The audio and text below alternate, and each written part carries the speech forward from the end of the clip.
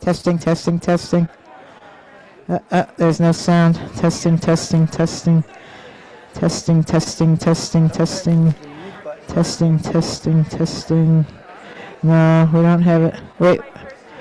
Testing, testing, testing. Nope, not yet.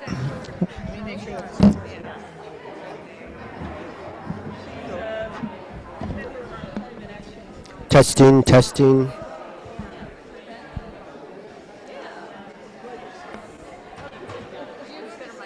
Mixing console. Where's testing, testing, testing, testing, testing, testing. It's the red one. Testing, testing, testing, testing. That's on. Testing, testing, testing, testing, testing, testing. Testing, testing, testing. This is the red one. Okay, red. Testing, testing, testing. I'm not seeing So, signals. nothing. Yeah, there's no signals here. No signals feeding to Is it. there a, Is the receiver? Yeah. is it on? Yep. Okay. Let me just check the. I was wondering about that too. Okay. Okay, so, We're seeing something. yep. And testing, testing, testing. Monitor. This is right. Okay, so it's not that guy, right? Nope. Because I remember once before that was it for us. And this is on the right one? The Yamaha mixer. Correct. Yep, that's right. So we're seeing this. Yep. The computer is getting it, but it's not going through. And both of the speakers, So we gotta check the speaker settings. speaker settings. So let me just check. I'm gonna press. Testing, testing, testing. That's gonna be helpful. This is soft. Testing, testing, testing, testing. Testing, testing. Let's look at a speaker. Just checking the speakers. Heading over to the speakers. This is in, this is in. That's on, right? Yes. And the front line is on. Yes. And it looks like I'm on two different channels. Groups. Groups 2, testing, testing, testing. That sounds better. Testing, testing, testing. Heading over to the blue mic. Testing, testing, testing, testing, testing, testing. That's sounding better. Thank you. Testing, testing, testing. Gain, gain. Testing, testing, testing. Testing, testing, testing, testing, testing, testing, testing, testing, testing, testing, testing, testing, testing, testing. Thank you for remembering to do that. Yeah, but Yeah, the one thing wasn't turned up on the speaker. That's what the problem was. which one This thing one. was it? This one. Okay. Turned all the way down. All right. Yeah. And I haven't done like a peak check. It was peaking everywhere. I wasn't able to. We'll do it after speaker. All right. Yep, we're good. Other than settings for the peak. Testing, testing, testing, testing. Yeah. Yeah, we're okay. Testing, testing. There we go. Okay, there's that.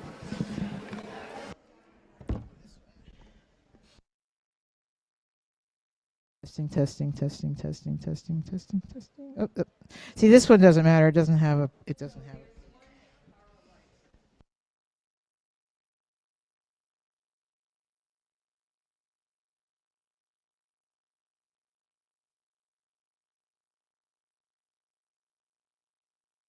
Testing, testing.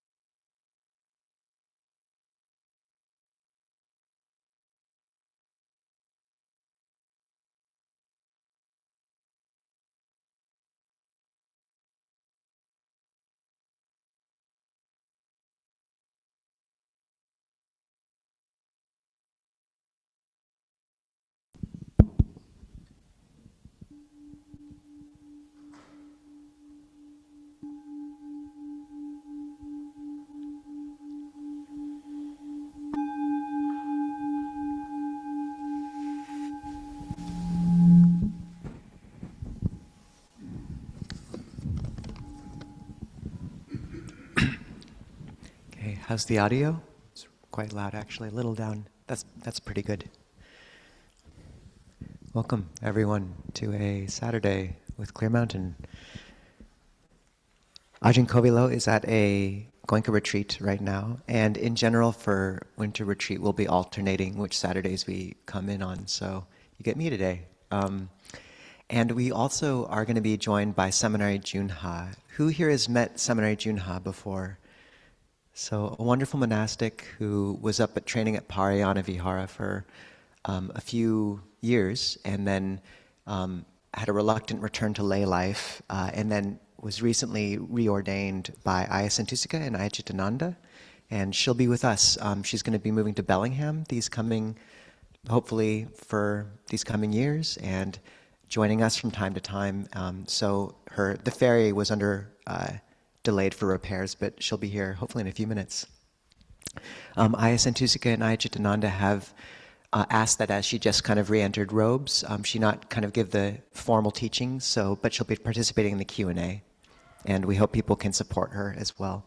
I'll list the website for Junha on the WhatsApp and Discord after this so that people can tune in and hopefully support her. Before beginning more, Bonnie and Christina, any announcements? I think we need a mic runner.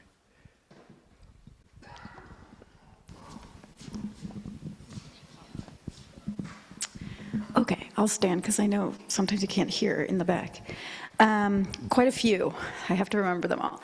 A couple of volunteer recruitments that we need. We are still looking for a Zoom moderator for our coffee hour that happens after every Saturday gathering. So anybody that's attending on Zoom today, if you feel inspired to help out Mary and David, who have been our key Zoom moderators for, I think, quite some time now, please reach out to Mary or David via DM on Zoom and let them know that you're interested. They could really use some support because it's just the two of them holding down the fort right now. Additionally, for our in-person group, we are in need of another gratitude steward. So the gratitude steward team is responsible for calling all of our donators, the people that support Clear Mountain monetarily, and just thanking them for their contribution. There's a rotating schedule, so you'll probably only be responsible for 2 months out of the year. Because there's a big team of people that are supporting that, but somebody does need to step down. So we are looking to recruit a replacement. If you're interested in that, see me after the gathering today, and we can talk about it. Okay, what else? Today is Saturday inventory cleanup day. So if you're on the Saturday crew, we are only putting the chanting books away and the chairs away, but everything else is going to stay down here, and the team, with Bonnie's support, is going to do inventory cleanup. And then finally, we just want to do a gentle reminder that if you have any feedback, anything that you would like to talk about in terms of community improvement, see me and Bonnie, the community stewards, to let us know about that. I'll give you an example from this morning. Somebody approached us and said, it would be great if everybody wore a name tag, and I'm guilty of it, as you can see. So if you enter in, there's a spot in the back where you can create a name tag for yourself. Just try to remember to wear those because we have a lot of new people coming in and out, and it's hard to remember everybody's names. So feedback like that we always appreciate. Did I forget anything? Okay. Perfect. Good. Thank you, everybody. And maybe, I think now there's an announcement from Allison and Alex. Where are you? We have an Allison hiding up here, and then Alex is somewhere over there. Yes, so Sunday, February 22nd, there will be a half-day retreat from noon to 5. Okay, sorry. Noon to 5, Sunday, February 22nd. Ajahn Kovilo will join us, and the theme is a afternoon sitting with aging and death. It is my 50th birthday on February 23rd. So, yeah, and Everyone's welcome. It's free, noon to 5, Sunday, February 22nd at Blossom Studio. It's the same place, same company, but they actually moved locations. It's about the same size as space. Details are on the back. You can snap a photo of the address. It's in Wedgwood area, I believe. And I did post something on WhatsApp and Discord, and I'll do a reminder a bit, just maybe like a week leading up to that. So that's it. Thank you. In Thailand, it's, and maybe Greg over to Alex over here. In Thailand, it's traditional for people to give gifts to others on their birthdays, and this is a beautiful offering, and also birth, aging, sickness, and death. Good Theravada fun, people. So Hi, I'm Alex. I just wanted to give a reminder that tomorrow Mary and I are going to be facilitating a chanting group.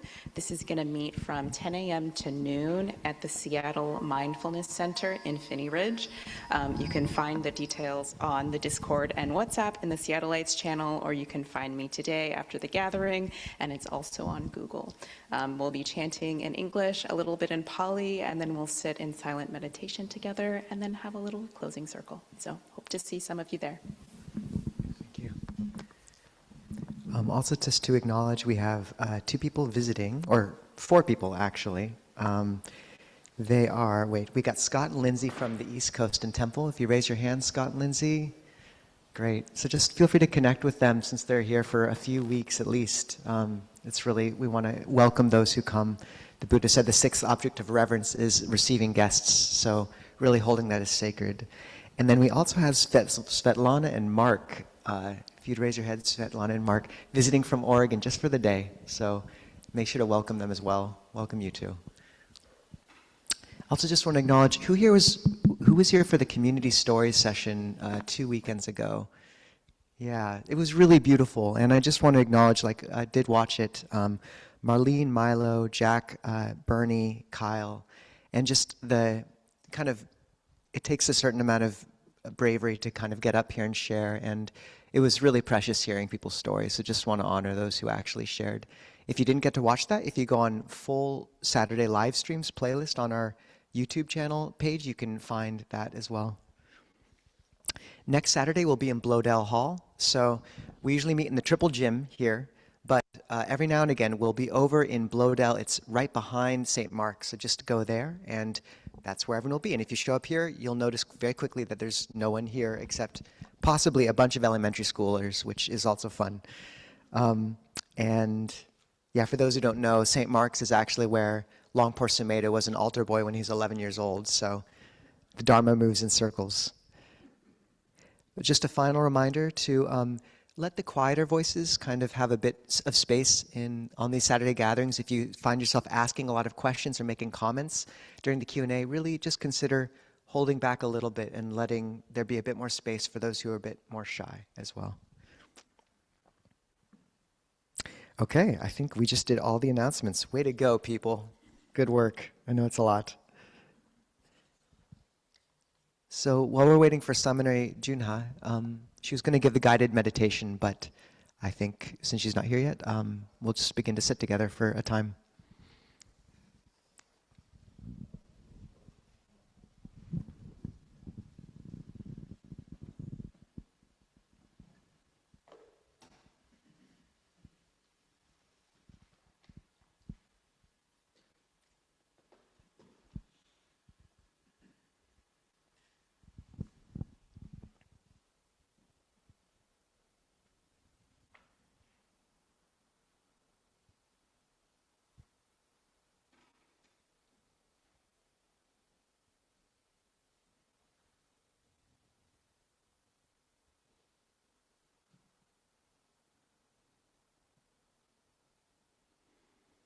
So begin by setting the body upright.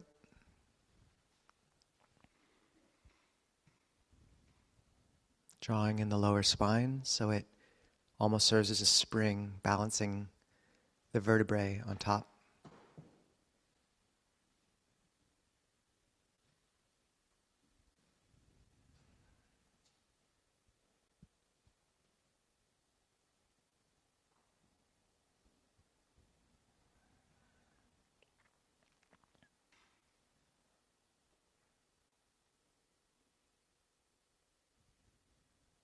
You can imagine pushing the top of your head against the sky.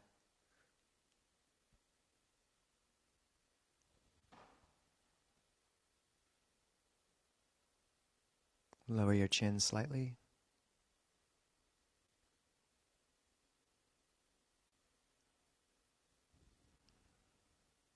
Notice and soften any tension in your eyes, your forehead,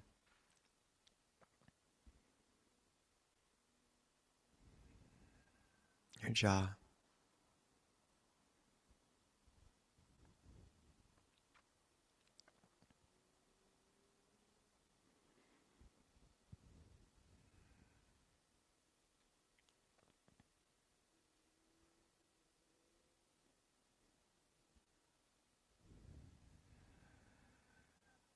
Your belly.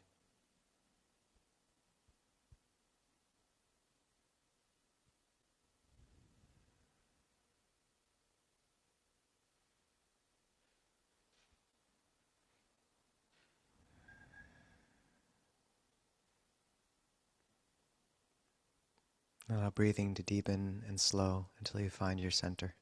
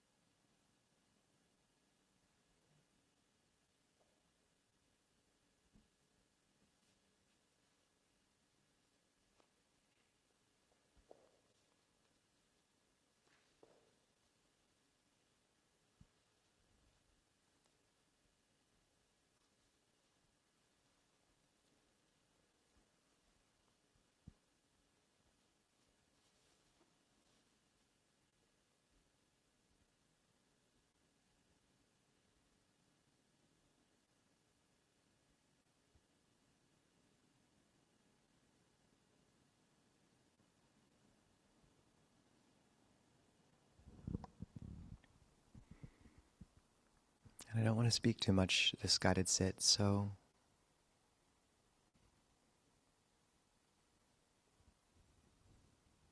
feel free just to kindle, if you want, a gentle sense of metta and loving kindness.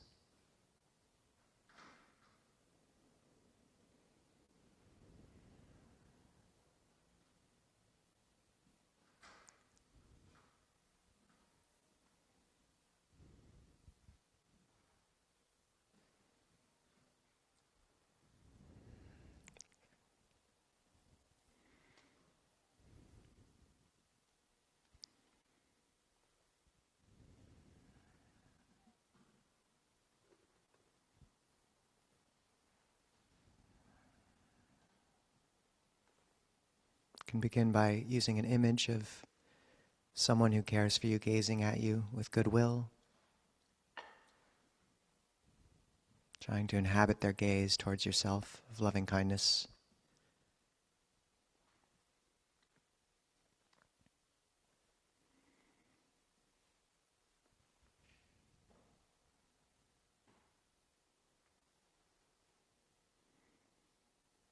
Or if that's difficult, just any image, a person, an animal, a teacher that makes the heart warm with that kindling of metta. That's the key metric. You can attach a word to it if you want. Love, forgiveness. It's okay.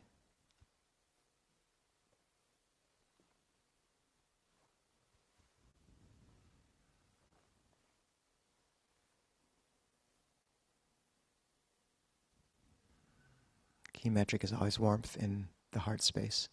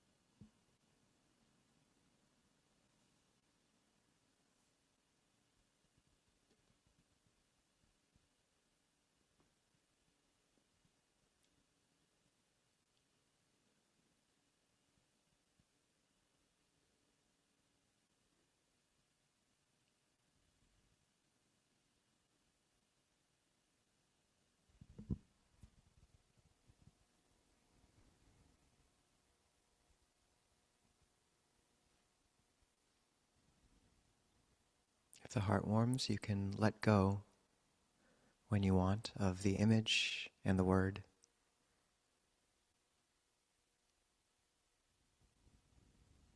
Just breathing in and out the sense of loving kindness itself.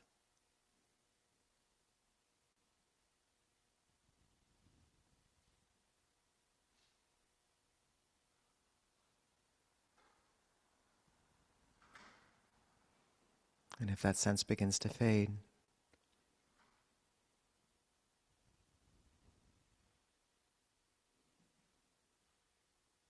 you can rekindle it using a new image, someone you love, care for, who makes the heart naturally leap up, naturally warm.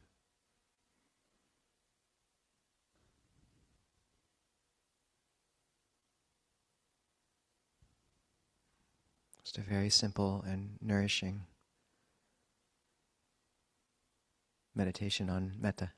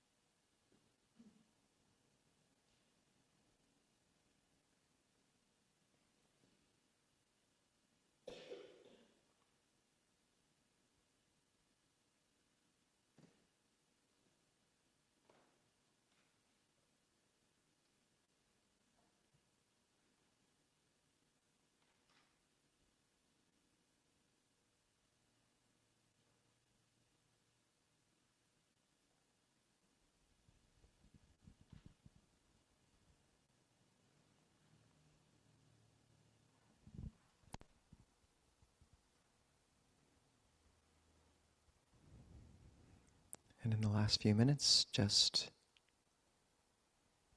feel free to hold this whole room in your heart in that space of metta.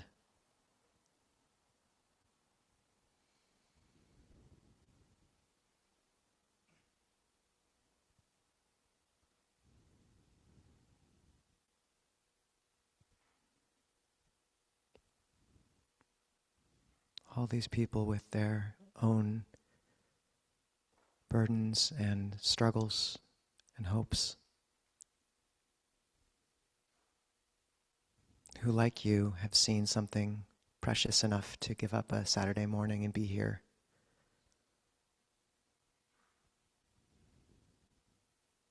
How rare that is.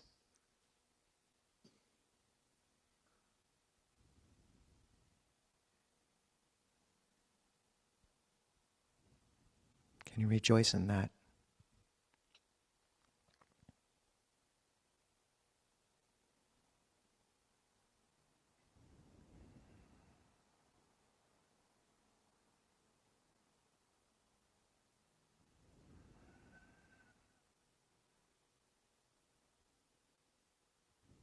May they be happy.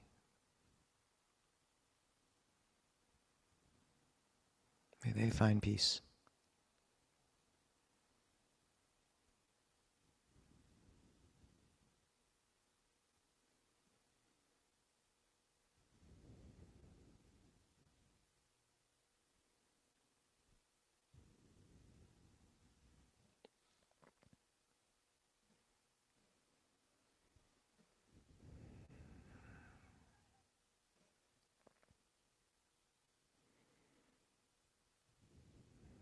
May all beings find peace.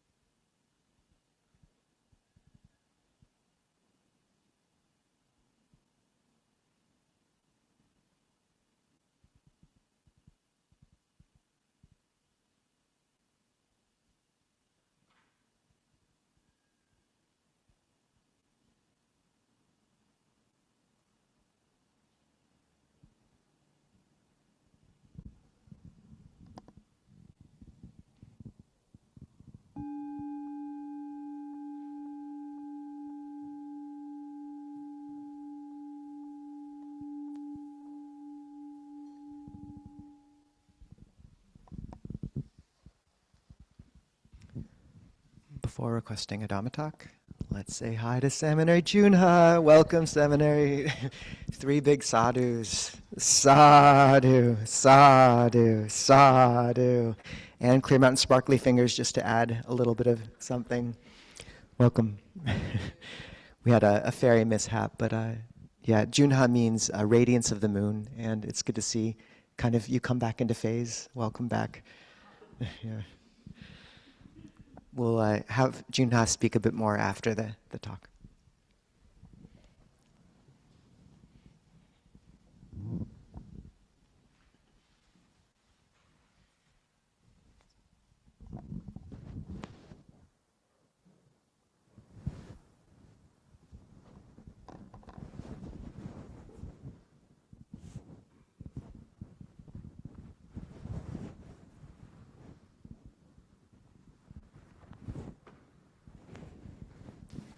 Let us request a talk together. And we can find that chant on page 124.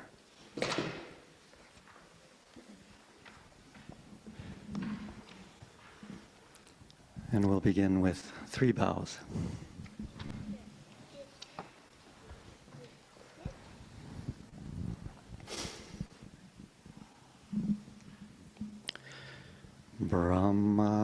Shaloka Dipati Sahampati Katanjaliana Diwarangaya Chata Santi Dasata Parajarka Jatika Dese Dudamang Anukampimang Pajang. 3 bows, please.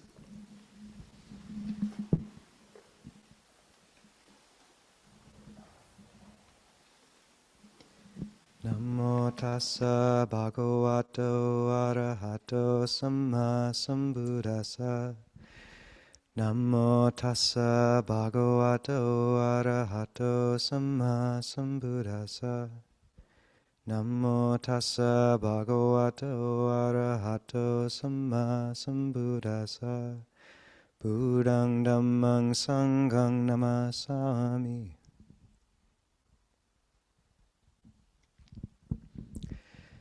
So how is everyone feeling about the state of politics in the world today? Let's get a little show of hands, okay? Okay. Any words to place to your feelings? Just raise your hand and speak. No political names, please, but just adjectives or nouns. Discouragement, okay? What? Inhumane. Chaos. What was that? Afraid. Afraid. Okay. Disgusted. Deep sadness. That's quite a montage. I think we got the picture. So, I wanted to speak about how a Buddhist approach to political fear, panic, the world, and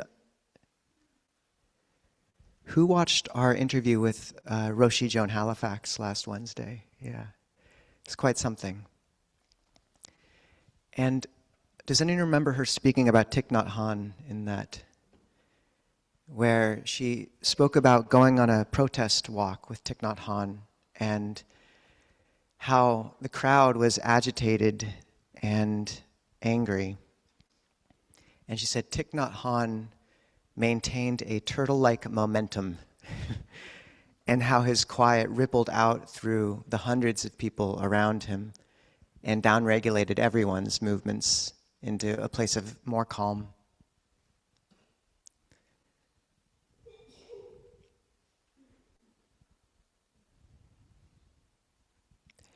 And when you touch this lineage, we have to realize that what we're touching in these teachings is a thread that has gone back through monks being beaten by the Red Guard to try to make them disrobe in Maoist China, and just repeating the word Amitabha, the Bodhisattva of compassion. We have to realize we're touching a lineage which has stretched back through times of famine and war, where a few monastics managed to keep the teachings alive deep in the jungle or alone. We have to realize we're touching a lineage which has its wellspring in the Buddha's time, when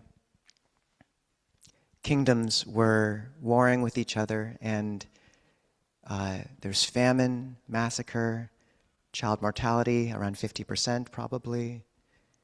When the Buddha's, one of his most prominent disciples, King Bimbisara, was murdered by his son. And then years later, the Buddha's, his son, this King Bimbisara's son, King Ajatasattu, came to the Buddha, and the Buddha taught him. And in the end, King Ajatasattu said, I've done something wrong. I've killed my father, a good man. And the Buddha said, one who acknowledges fault and determines restraint in the future grows in the Dhamma. And in the end, King Ajatasattu was the sponsor of the first Buddhist council, which may be the reason we have any of these teachings now. That there's no place in Buddhism beyond redemption. And there's a great sutta called the Anger-Eating Demon Sutta. Who here has heard of this discourse? Okay, so in it we have Sakka, and this moves into the realm of the mythological and cosmological, but there's deep symbolism here and wisdom. Whether or not you take these things as literal, with the mythology it can be on the edge at times of depending on if it's authentically the Buddha's words or not. But in this discourse, Sakka, the king of the gods, who is the equivalent of Zeus in the Tavatimsa realm, finds that his throne has been taken over by a little anger-eating demon, Yaka. And all the other gods mumble and complain, isn't it extremely marvelous, isn't it strange? This anger-eating demon has sat on the throne of Sakka, king of the gods. And as they complain and criticize, the anger-eating demon becomes more and more beautiful and strong and large, until finally, alarmed that this isn't going exactly the way they would have hoped, the gods find Sakka and tell him what's happened. And he says, oh, this is an anger-eating demon. And he comes to the throne room and goes down on his knee, and makes his hands an Anjali, and says, I am Sakka, king of the gods. I am Sakka, king of the gods. I am Sakka, king of the gods. 3 times. And this is a gesture of,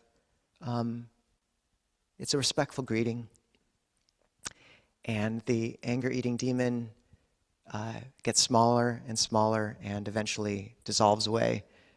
And Sakka sits on his throne and says, for the sake of my own well-being, I do not give in to anger. I am one who angers slowly and where anger is given up quickly. The Buddha says there's 3 kinds of mind. There's a mind like stone, where anger gets etched in and won't leave. There's a mind like sand, where one is quick to anger. The line is quick to be drawn in the sand, but just as the wind dissolves it quickly, even so the anger disappears.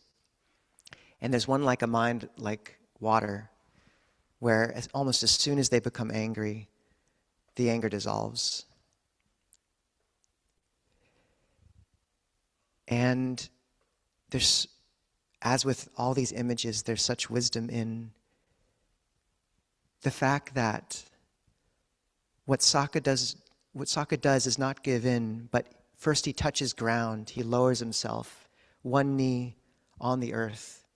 And those of you who know the pose of Guanyin, where she has one leg crossed in meditation and one foot, one toe touching the ground, this mix between meditation and action, this is the pose of one knee lowered to the ground and one foot raised, going to one knee. And then he says his name. And this is important because it means that what we can do is reaffirm where we stand in regards to this world with its moving currents and alarms and ups and downs. Remembering that refuge lies in how we conduct ourselves in relation to it. And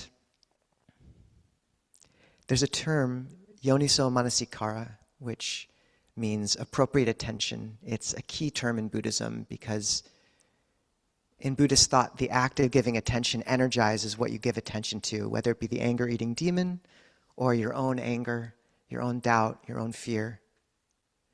What we turn the gaze to grows stronger from it, and that within ourselves gets fed or starved, depending. Hegel said that evil lies in the gaze that sees evil all around. And with Yoniso Manasikara, Manasikara means action of the mind, attention. And Yoni is womb. So this attention is the womb of good or negative qualities. Where do we give our gaze? How easily do we forget the bright garden our hands work in for the whispers of a serpent?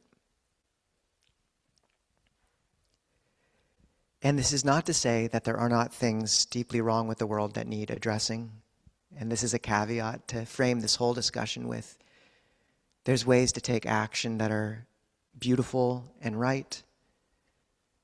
But can we keep one knee on the ground the whole time? Can we keep our hands in Anjali the whole time? Can we not forget the good that surrounds us as well? And can we operate not from a place of anger, but from a place of love? From the four Brahma Viharas, the boundless abodes, the mature emotions.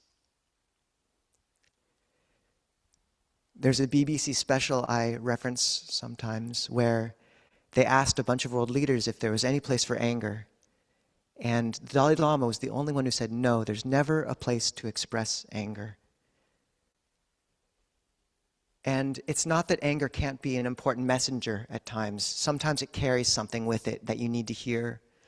Justice, a sense of something needs to be addressed. But you don't have to put up the messenger in your house.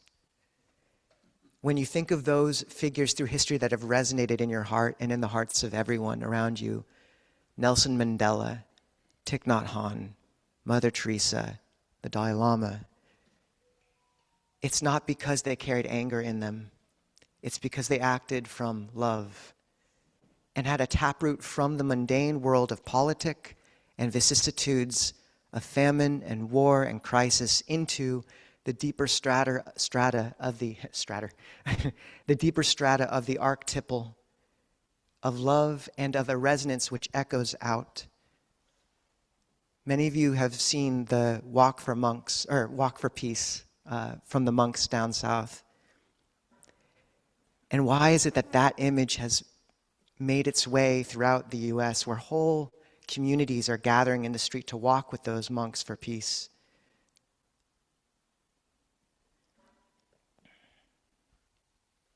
And Ajahn Sona was asked about this yesterday when he was teaching a high school class of anthropology.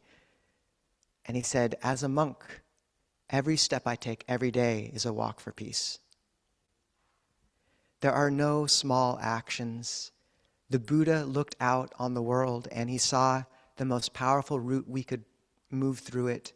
And to live a Buddhist life, developing the Noble Eightfold Path, cleansing the mind and heart of defilement, so that one can be selfless and give and radiate something new into the world. This is the most powerful way we can echo impact and care and how we can truly make a difference. And it comes from love every time. There's a part of the Vinaya, the monastic code, that says we cannot admonish another monk unless we are doing so from a place of love and goodwill. And I know one monk who's had to wait a whole year before he could fulfill that one stipulation.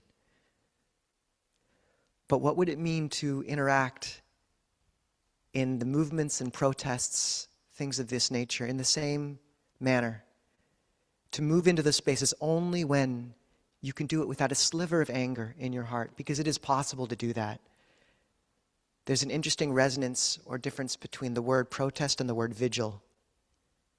Maybe neither of them gets at the full scope, but what would it mean to move into these spaces with the deeper taproot into the nature of a vigil and to consider your whole life one of those? We were having a retreat in Winthrop and we were all out walking meditation on the road, and a guy pulled up in a truck and he said, "Are you all protesting something?" And I thought, we kind of are, yes.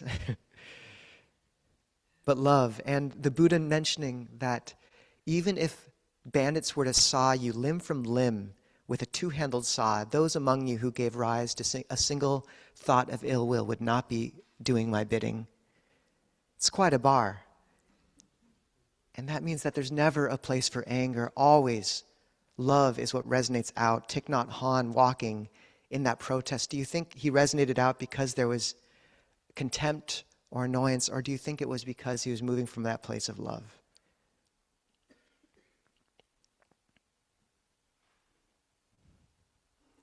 Compassion, to look the second Brahmavihara after metta, it's a bright mind state.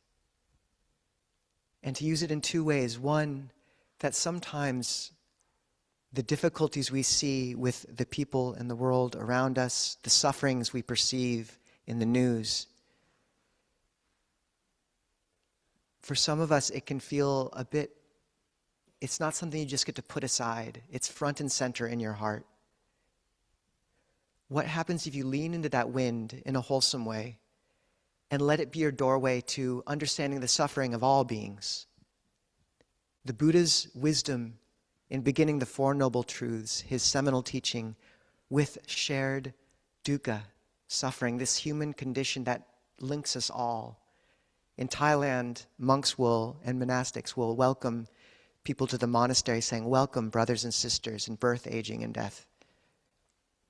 And what would it mean to allow each invocation of that to be a way your heart could open to the greater need of the world? People suffer so much. And what would it mean to be able to move into this world with an inner resource cultivated through practice, through the bright chitta, the heart, through morality, where you're able to give the gift of a heart free of defilement, of true selflessness, of liberative love?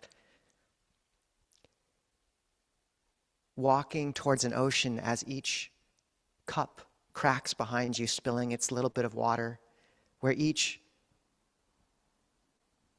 piece of suffering you see can actually be an invocation of a deeper route to compassion. People called Rumi, the Sufi poet, a river drawing the ocean behind him. What would it mean to be a river drawing the ocean behind you, where you find your way to that deeper compassion? It's there, if held correctly.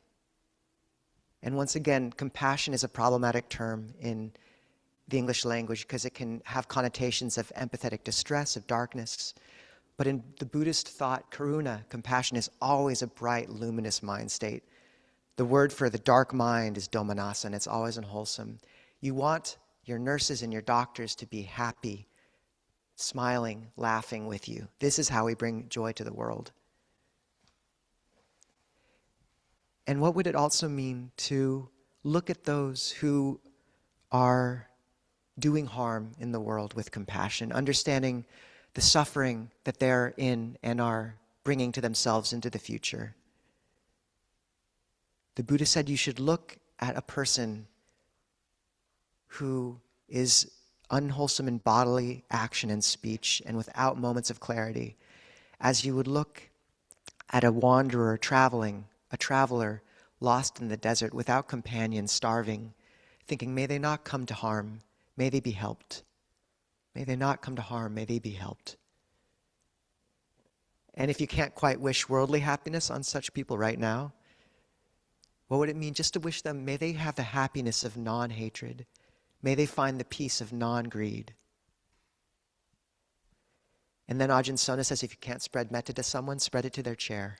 So, and finally, to not bring them to mind. That's an okay thing to do in the Buddhist teaching, is not bring someone to mind for a while. Write their name on a piece of paper, put it in an envelope, tuck it in a drawer, and determine that after 3 months you'll take it out, and if you're able to look at that name and maintain a wholesome state of mind, then you can. But you know, how can we do this with the news, and what does it mean to stay informed? How many times a day do we have to look at the phone? No news before noon, or at least no news before practice, 1 day a week without it at least. And if you want to go even farther, you can pull back quite a bit and still know where you can make a difference. As practitioners, we have a duty now to protect our own hearts as well, because this is what the Buddha said is the greatest gift we can give, and to not forget that.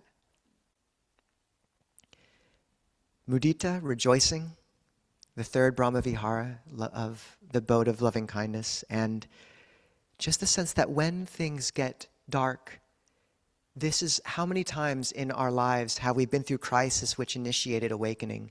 And who's to say it's different for the world? To see what is coalescing in even amidst difficulty. Look at around you right now. There's a book by Rebecca Solnit called A Paradise Built in Hell. Who's read this? It's about how during these times of crisis, the carpet bombings in England, the siege of Sarajevo, people found a nobility of spirit which was truly precious and rare. And I have friends now who think, is it worth bringing a child into the world in this day and age? And I'm so not the person to talk about that as a celibate monk. But I think back to my grandparents' generation, the greatest generation, with great material prosperity. And I also understand that for many of them, they did not have the emotional tools we have. They did not have the Dharma. And many of them, I knew at least, were emotionally really unable to grow and fulfill their heart in the way that I wish they would have been able to. And so what a chance for a noble life we have right now to do something truly extraordinary in the midst of great difficulty by holding this thread of Dharma in a time that needs it so desperately, to hold this light aloft. The chance to live a noble life now is as great as it's ever been. And we have access to these teachings. We have access to these teachings. That is rare in the mix of samsara. We have the chance to do something amazing and precious. And to know that refuge is not lie in thinking the city will never burn. It lies in knowing that if it did, you would never compromise your virtue and your care, your love of this path for that you would care for those who need to be cared for. There's another mythological flourish in the commentaries. This isn't the word of the Buddha, but it's interesting where they say the world cycles end often in fire and violence, and then all the people go to hell after that because they've all been fighting. But every now and again, it'll end from sickness, and everyone will go to heaven in those ones because they'll all care for each other till the end. I'm hoping that's not, a literal thing here right now, but what does that do for the heart to know something in our hearts knows this is a precarious situation? Samsara is samsara. It's never going to be perfect. It is a disaster zone from beginning to end. We can help, but there'll always be a splinter of entropy embedded in it. And to know that in the end, and if we have to wait until the crisis is resolved and the war is finished to be happy and loving practitioners, we will never be happy, loving practitioners. The time is now. The darker it gets, the happier you can be, the more noble life you can live. And if happiness seems like a cheap language for this, think instead of purpose. What is your purpose now being put here for this moment in the crucible that is the Four Noble Truths, looking at dukkha, suffering, as the flame which cleanses the gold. When you smelt gold, you heat it so that the impurities rise to the surface, or the block of lead falls to the bottom in a pellet. I looked this up on a YouTube video yesterday to make sure I was getting it right. And only with that heat of difficulty and suffering does patience grow. Do we have any impetus to untangle the heart from the fraught weave of reality in the mundane, conditioned sense, and to come back into a luminous brightness that is our own and which we can gift to others, to find gold to give the world? The Buddha says in the Gold Washer that one who cleanses the fine impurities from their heart gives up thoughts of one's homeland. America is just a concept. What happens if you expand your view to all of humanity and all beings? Does that lighten the heart and broaden it? One gives up thoughts of one's color, caste. Think of this as you will. It can be, in today's age, blue and red, whatever you want. And thoughts of not wanting to be despised. I just love that one. I'm not sure how it relates to this talk. But to know that it's not that we're devaluing the values of each of those alignments. It's not that you can't take action on those parts, but to know you've touched into a deeper narrative. The Buddha images are so often made of gold for a reason. And that deeper narrative is the key. So upekkha, the final. In every Buddhist list, almost there's a representative of wisdom. And in the four Brahmaviharas, upekkha, equipoise, equanimity, is the representative of wisdom. And it's a crown jewel in Buddhism. So often it's the final member of a list. And it is so hard to justify to a world that calls for you to be outraged. You know the bumper sticker, if you're not angry, you're not paying attention. That is not a Buddhist bumper sticker. Really, it's not.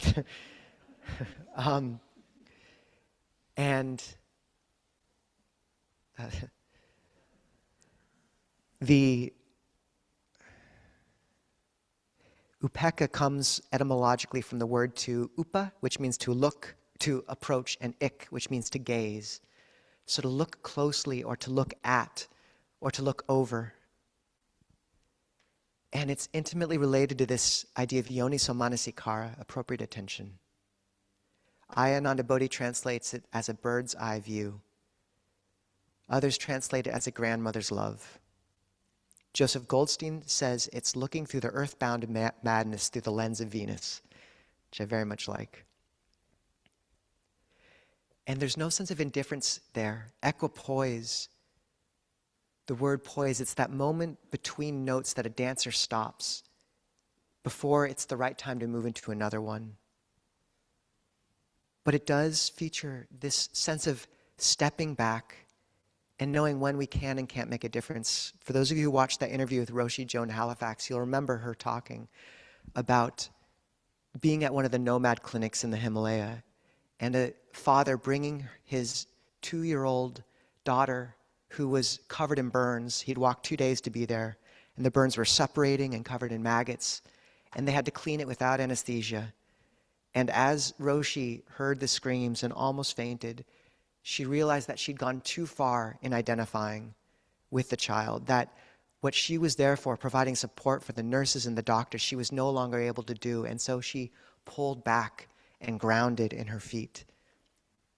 There's a place to pull back and hold still. Hold the center.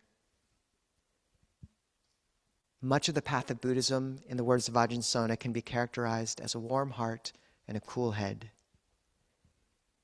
And in the end, upekkha is essential.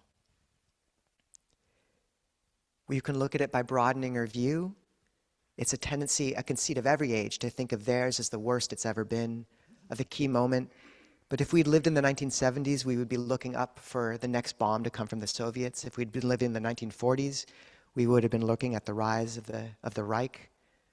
World War I, not to mention going back farther, to the time of the Buddha, famine was ravaging the land. There were wars between kings. The Buddha was accused of murder before his whole clan, according to the commentaries, was massacred after he passed away. These were not easy times. In many ways, the time we live in is very beautiful. There are many things to look to and rejoice in. An accurate headline on the newspaper every day for the last 25 years would say 137,000 people lifted out of extreme poverty. Every single day. That would be the top of the headline. That's been true. And it's not to say there aren't things that are deeply wrong that need to be addressed, but a balanced view, stepping back, widening the gaze, upekkha, looking over, a bird's eye view. And understanding how the Buddha interacted with those times, that he walked with equanimity and love through them. To understand how the Buddhists of the past have navigated falls and rises of empire, of famine and war, and held their center throughout. This is our lineage, and it's a deeper narrative. It's a narrative that lasts lifetimes, and this is one other way of expanding our view. If one believes in rebirth and deva realms, you don't have to, but if you do, to know this is one moment. In the Araka Sutta, the Buddha says, next to nothing is the length of this life, like a drop of dew on a blade of grass, like a line drawn in water. One should touch this truth like a sage, do what is good. For one born, there is no escape from death. We're here for a brief moment to learn and to give, and to expect too much from samsara in terms of fulfilling our expectations. Another bumper sticker: expectations are pre-planned resentments. That's an Ajahn Jeff. What does it mean to see samsara for what it is? Samsara is samsara. It will never be perfect. But in the words of Longpo Liam, there are no obstacles, only worthy adversaries. And Han Shan, a famous Zen teacher, said, after time, the whole path becomes pleasant. Because if things are pleasant, they're pleasant. And if they're difficult, it's a chance to use your Dharma strength, which is pleasant. Our job is not to expect the world to be perfect, but to walk towards it with love and care, and understand that if we embody this practice, I've seen the power that the pure heart ripples out, and it is unbelievable. It is immeasurable. If you can hold that now, be with your practice, restrain your view, your intake of inputs, that it doesn't inflame the heart, and take action where you feel inspired to take action, in the national realm, in the global realm, in the local realm, but always from a place of love, or at least equanimity. At least equanimity. The Buddha said there are 5 kinds of loss: health, wealth, relatives, right view, and morality. He says of the first 3, these are trifling. You will lose your health, you will lose your wealth, you will lose your relatives. The last 2, right view and sila, morality, are precious. Never lose them. And you look back through history, who here knows the triumvirate, the most famous conspiracy in history that brought down the Roman Republic? Okay, well anyways, there was a conspiracy of Caesar, Caesar, Pompey, and Crassus. Pompey was a general, representative here of aversion. Crassus, the richest man in Rome, greed. Caesar, delusion. And all 3 of them were trying to bring Rome under their control, and there was one man against them, and that was Cato. And he had nothing going for him except he was a really good speaker, and he was honest, completely honest.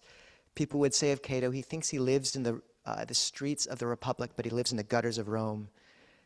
But he changed them into the streets of the Republic. And we still remember, well, some of us do, Cato. His image echoed out, and you think of these figures that have continued to echo into our hearts through the years, and it's those who acted from love. The Buddha said, I praise the killing of one thing: anger.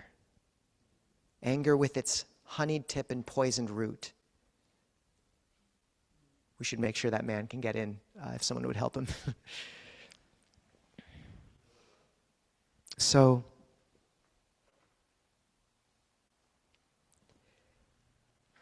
to say there's room for action,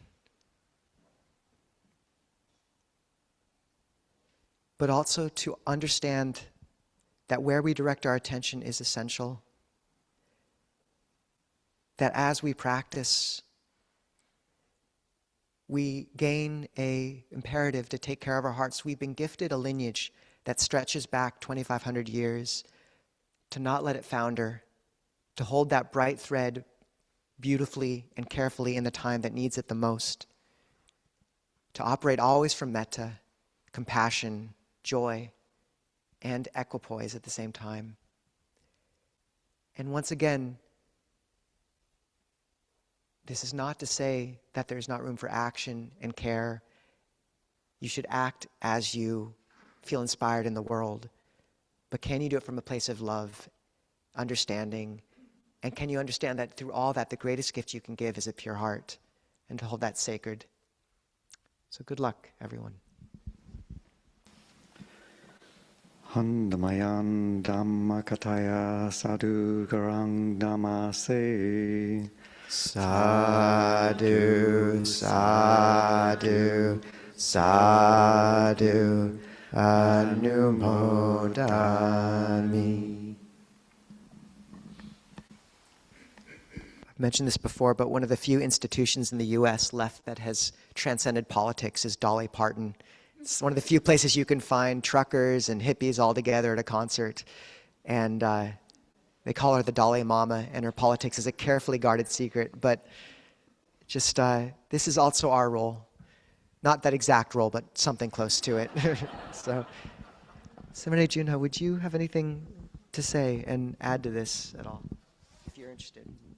No pressure, though. I'll let it float. Okay, in that case, I introduced you a little bit at the beginning, but Seminary Junha, who's just so wonderful, we're so glad to have you back. First encountered a new way of being on the Pacific, I memorized this, from the Pacific Crest Trail years ago, only part of it though. And then in 2023 took seminary ordination at Aloka Vihara, or Aparayana Vihara with Ayananda Bodhi.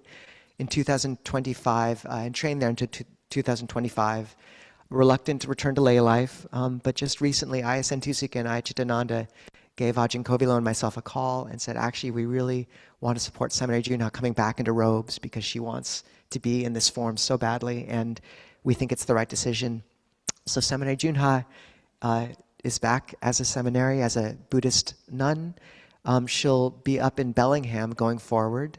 The website is junhavara.org, and we'll post that again to the WhatsApp and Discord.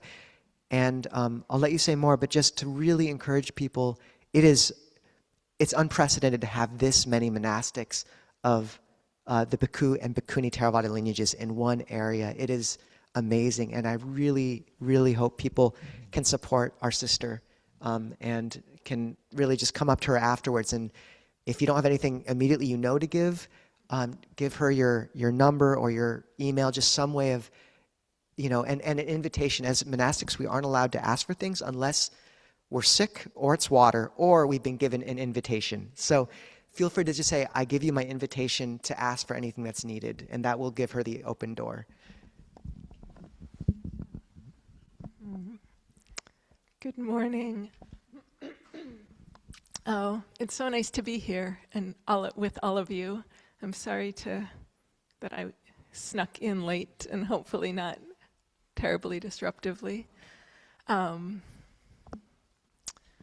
I think Ajahn Nisabo, covered the basics. After a few years at Aloka Vihara and Parayana Vihara, I am in a liminal space and really looking forward to opening the next chapter in the spring, in a few months' time, up in Bellingham.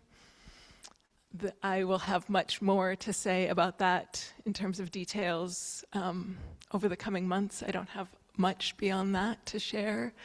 But yeah, I am just immensely grateful to be practicing the Dhamma and living a monastic life, and also to be part of this remarkable community constellation of Dhamma in the Pacific Northwest and the West Coast generally.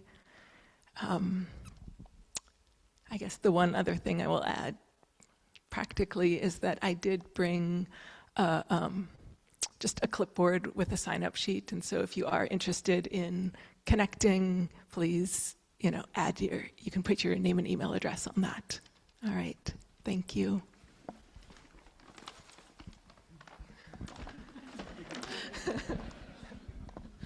And we have got you a birthday bag and a birthday hat, which you can't wear because you're a monastic, but I'm putting it by you. Welcome, Seminary Junha. Here. 3 big sadhus for Seminary Junha.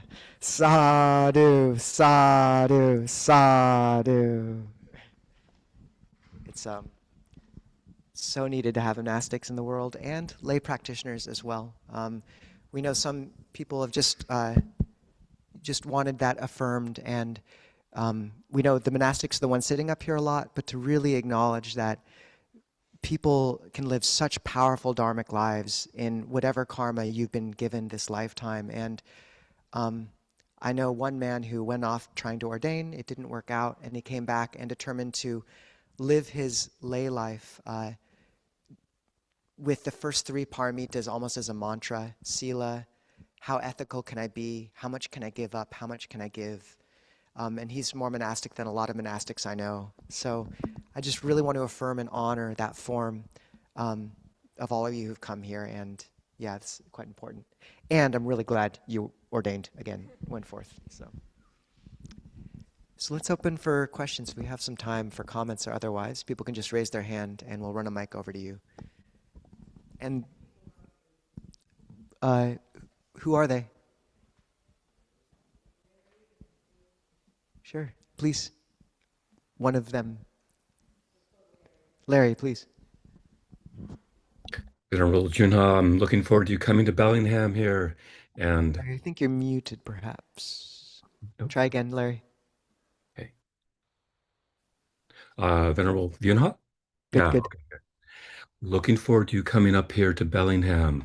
And I wish you the best in finding a place. Hope that goes smoothly.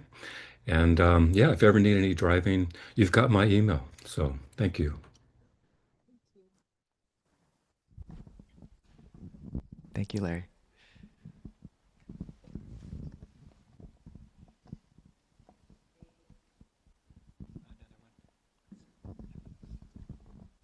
Other person on Zoom? Nathan. Oh, that was my lay name. Gift of God. Go for it, please. Good. Well, thank you for the meditation and your reflections.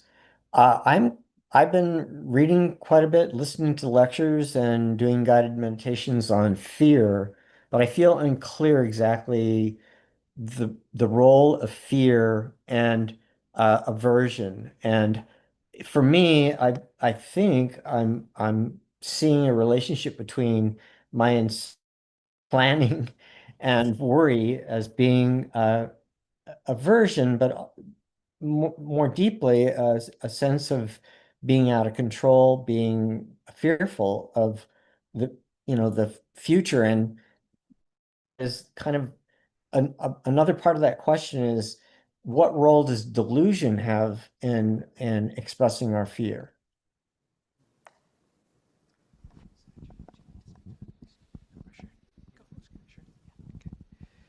Thank you, Nathan. So fear is not classified as a universally unwholesome state in Buddhism because there are legitimately things to be afraid of, namely losing your morality, losing right view. But when it comes to everything else, it usually is not a wholesome state. And one of the really powerful suttas the Buddha speaks about is one where he was in the forest walking meditation and fear came upon him in the middle of the night. And he said, I determined not to change my posture until the fear had subsided. So as he was walking, he just determined to not stop walking or to change any bodily action until the fear had subsided on its own. And Longpo Pasano had that experience as well. He was walking meditation in Thailand and a tiger came up to the walking path. You can smell them. They're really, really potent, apparently. I've never smelled a tiger. And he just remembered the Buddha's instructions and he just kept walking meditation quietly back and forth until the fear subsided. And then he went up onto his porch and he thought, should I go in my little mosquito net? And he thought, no, it's far better equipped than me. If it decides to kill me, that's not going to stop it. So he just meditated on his porch. And so I think the sense of whenever these states come which are rife with suffering and defilement, you'll know their flavor by their sense of burning, vibrating, and the need to take action, change something. It's one of the universal four unwholesomes in Abhidhamma is restlessness. And to know that our duty in the Four Noble Truths is when that's happening, it means dukkha is manifesting, and the duty of the First Noble Truth is to understand dukkha, to stand under dukkha, to not react. Patient endurance is the supreme incinerator of defilement. So to know that what the Buddha is speaking to with that lack of making any change of motion based on fear is let it vibrate itself out, and then when it's calm, when you've come to a cool place, then you make a decision about, okay, like I can act from this or I can make this change, but it's always from that place of the third noble truth of the cessation of dukkha reveals the path. So I think that's important with fear or doubt or anger or any of these states that come. Like as a Buddhist, your duty, unless like someone's running into the street right now, right then, and like in which case help them not get run over, but like in every other circumstance, it's to hold still long enough that you can operate and come from a place that's wholesome and act from that. Respond, don't react. And I'd say with aversion, that's always unwholesome. And just to know that our thinking of the future, this is one of the hindrances, is uttacha kukucha, which means restlessness, anxiety, and worry, anxiety and remorse, looking to the future and past. And you can use all these reflections that were given in the talk to some extent, but in the end, in the Bhadekkarata Gatayo Sutta, which was the sutta, if people remember Venerable Suchitta, who came from Korea, this is the sutta that touched her so deeply that she turned to Theravada. One should not revive the past, nor speculate on what's to come. The past is left behind, the future is unrealized. Here, just here, one clearly sees, in every presently arisen state, this insight is one's strength. So knowing that the Buddha said the 4 foundations of mindfulness are our ancestral ground, we're invincible there. And so when fear comes, just noticing fear, this is how it feels in the body, this is the pain it brings. And if you're able to maintain that sort of mindfulness around fear or anger or aversion, you are practicing the 4 Noble Truths, you're practicing the Satipatthana, you're using difficulty and dukkha as a crucible to purify the heart, and that is your duty. And so you're doing a good job then. And as to how delusion plays into it, we've all had that experience of, not understanding how someone can be acting a certain way. And then you understand what happened to them as a child or what's happening at home. And there's that sense of like, oh, of course. And nothing's changed except you understand why. And so to see that always anger comes from delusion, always, every time. If anger's arising, there's delusion somewhere in the cause and effect. Because you can understand how an unwholesome situation has come to be, but the heart is without holding it with aversion. And delusion is at the root of wanting, expecting the world to be a way it's not.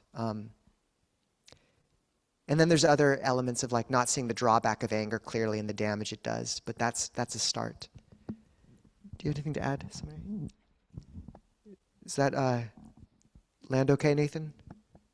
Yeah, thank you very, very much. Yeah. And just, if the heart's really invested in the world being a certain way, like more and more you want to understand that where your stability lies is the internal refuge and the 3 refuges of the Buddha, Dhamma, and the Sangha, and then you can move into the world but have a safe harbor at the same time. Other questions?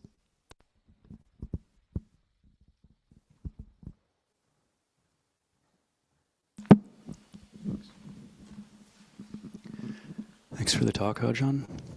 I'm wondering if, suppose I'm a person with a mind like stone and I'm angry about injustice and I'm working on it and someday that will be gone, but it seems like it's going to take quite a while. It's not going to happen soon.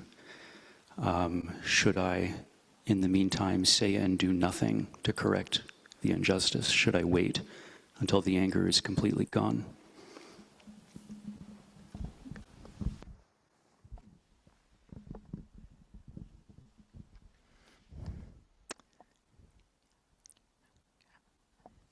I'll offer some thoughts. The first thing that comes to mind is that we start where we are. And sometimes that can be humbling. And so I appreciate you naming that, like, it feels like this mind is stone, and that there's some deep grooves of anger or what might be.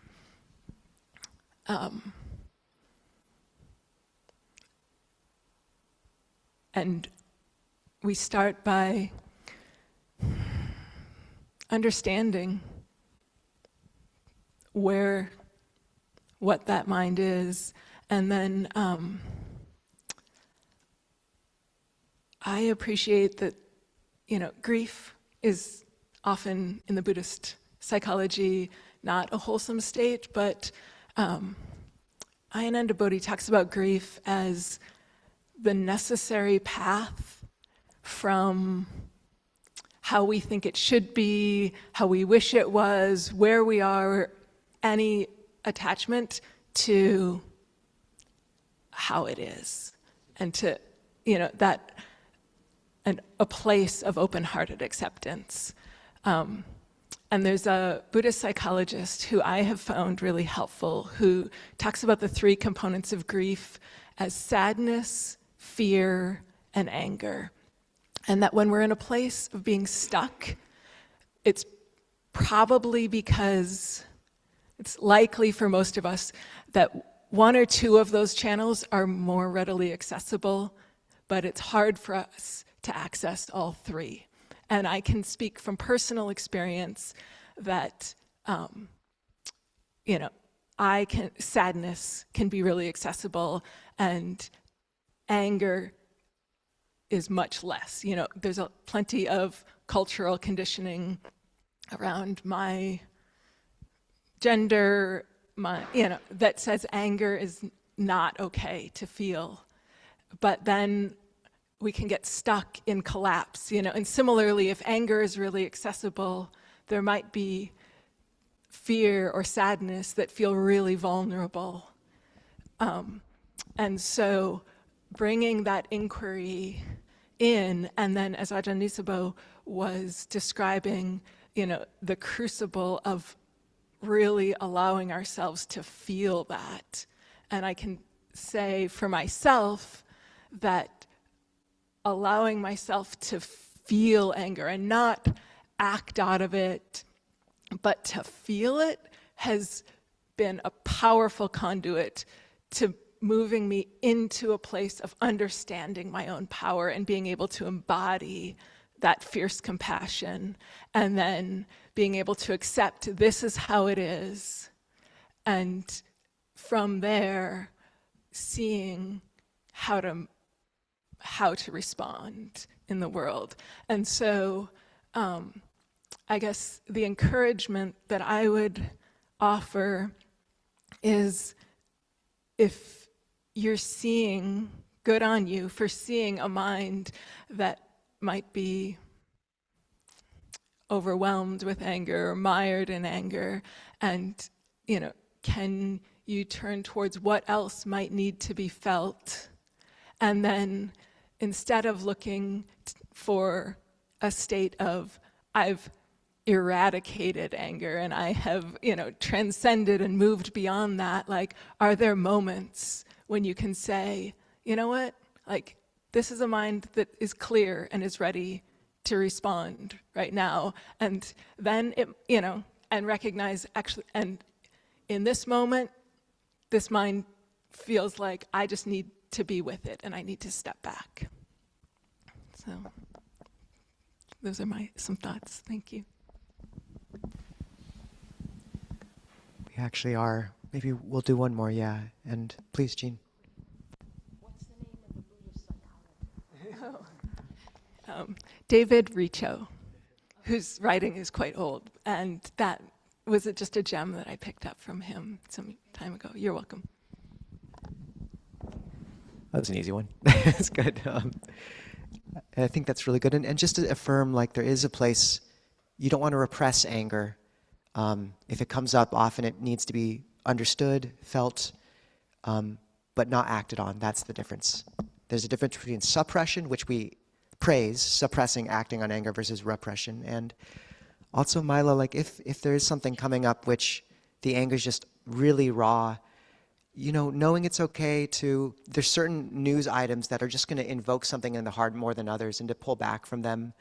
And if you're really concerned about wanting to take action in those realms, designate an ambassador friend who can tell you what to do, can read the news for you every now and again and tell you when you can take action or something. But like, yeah, if something's inflaming your heart again and again, it's a problem. And if there's some skillful means of like steering in from taking that sort of input in, but still being able to take action in a way that feels right for you, then that's important to figure out as well. We should wrap up. I'm sorry it's been close, or kind of quick, and we didn't get more as well. There will be, Seminary Junior is going to be here for, hopefully, a long time in the Northwest, so we'll get many chances with her.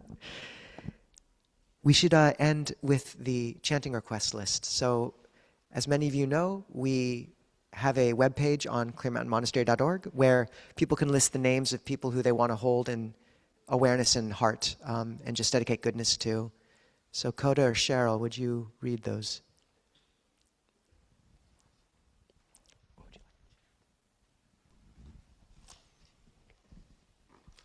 For Annie, going through health difficulties, spread love from Gail.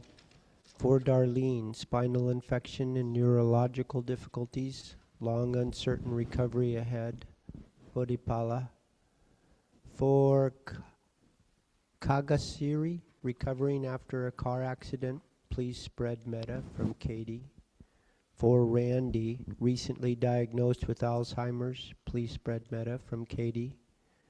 For Ronaldo, cancer that has come back, please spread metta from Armanda. For John, going through health difficulties related to brain tumor, from Ryan. For Leanna, lower back pain due to spine injury, please send metta and healing intentions from Matthew. For Roshi Joan Halifax, still getting strength back from heart surgery last spring, spread love from the Ajans. For Lisa, extended struggle with family to receive inheritance from herself. For Sherry, died peacefully at home Tuesday the 20th. May she and her family be at peace from Karen. There are other names people would like to bring into the space.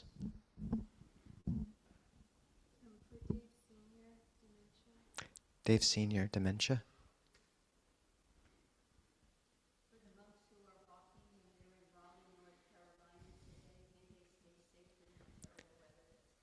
The Peace Walk monks, may they stay safe, and Aloka the dog, continue to recover.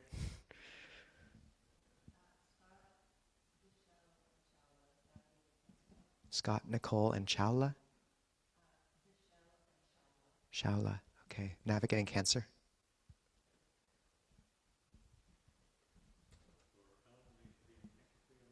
Ellen, may she be cancer-free on Wednesday.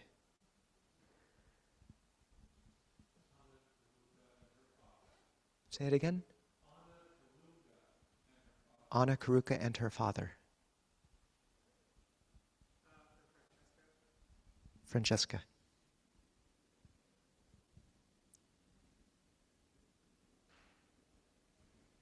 So we can turn to page 43. Suffusion with the divine abidings.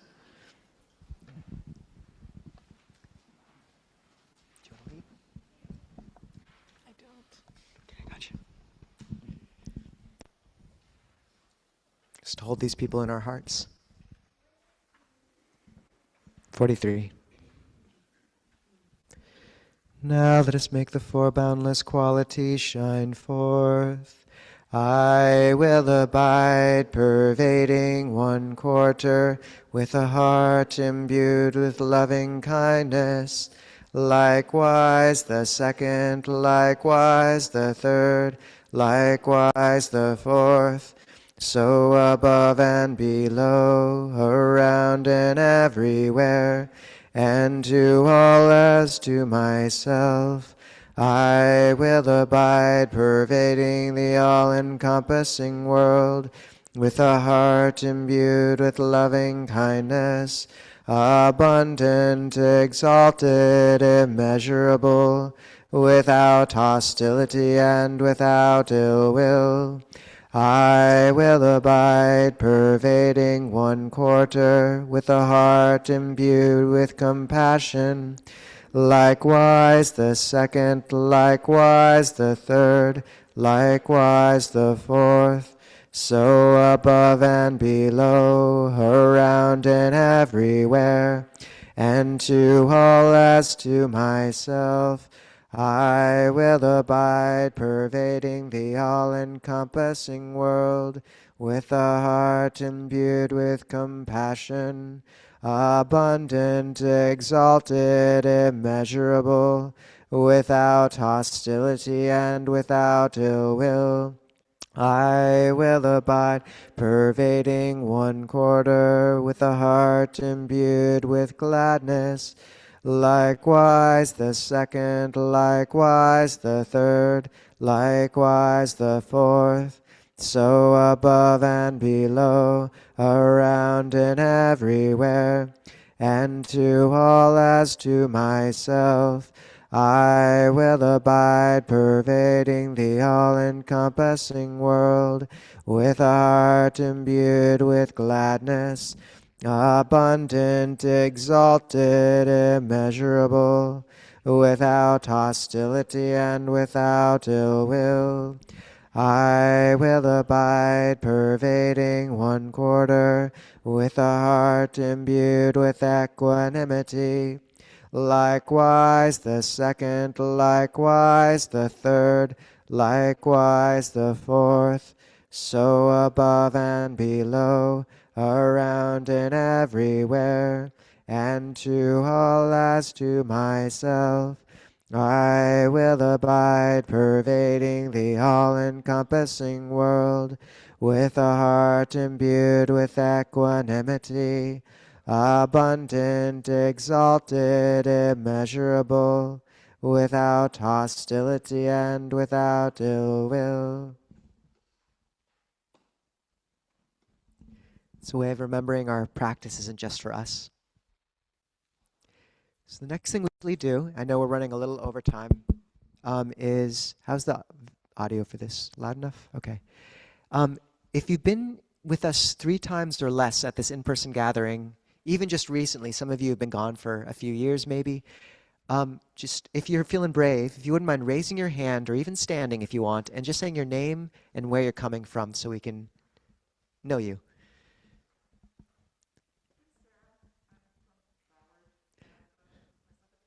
Welcome, Sarah from Ballard. Good to have you. Shoreline, welcome. Chip, great to meet you. Bob from Idaho? Oh, Thailand. Oh, well, that's even farther. Jaran Porna, welcome. Sawati.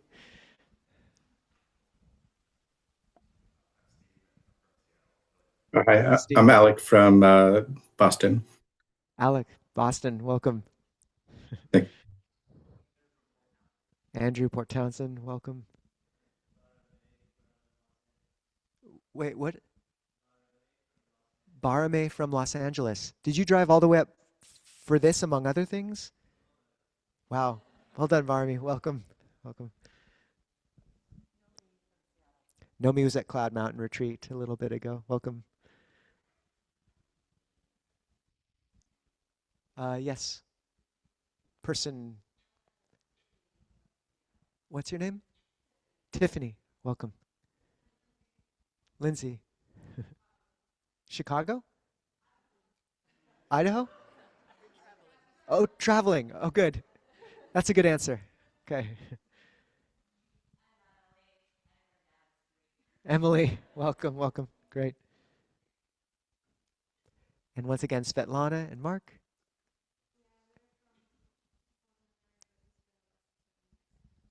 Portland and a bit of Mexico in there. Welcome. Scott, Lindsay as well. Good, good. Okay. Okay. Kelly, welcome back. Good to have you. Yes. Srihari, welcome back. Okay.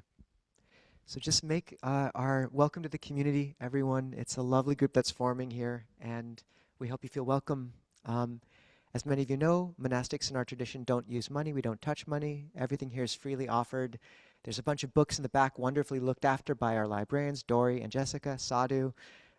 There's food which has been brought. Please help eat it. There's a lot.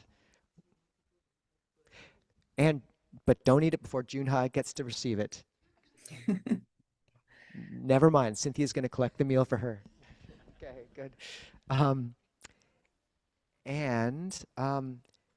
Please get a name tag so that we can make sure to know who you are. That would be helpful. And once again, just the final things is talk to Alex about chanting tomorrow if you want, or to keep a lookout for the WhatsApp and Discord. Allison about the retreat on Sunday, February 22nd, sorry. There's a sign up in the back around that. Next Saturday, we're in Blodell. And I think that is all I got, except talk to Christina about Zoom coffee hour volunteers, remember that Zoom people, and about possible gratitude steward. Deep clean today. That's it. Let's bow. Apologies. Way to go, everyone. Those who want to can bow and then say hi to Seminary Junha.